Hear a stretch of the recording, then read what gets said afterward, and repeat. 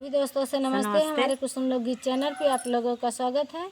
आइए हम दोनों सहेली बहुत प्यारा सा गीत सुनाने चल रहे हैं। गीत अच्छी लगे लाइव सब्सक्राइब करें, कमेंट करें। देखें कि हम दोनों सहेली बगीचा में आई हैं और बगीचा के लोकेशन यहाँ के सीन कितना टॉप है। और देखिए चिड़िया भी गुनगुना रही हैं हम लोगों के साथ। गीत अच्छे लगे लाइव सब्सक्राइब करी, कमेंट करी। नाच गीत है जेके जेके यहाँ बियाह शादी पड़ा नाच गीत है देखा है मटनियावत है और और ड्राइवर पे गीत बा कि जौन की इनकर दुल्हा जीसीबी ड्राइवर हैं और नहीं के माध्यम से गीत बा।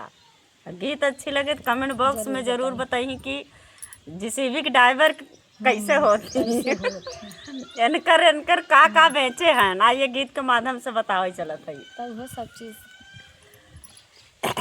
बेच के हाथ के कंगनवा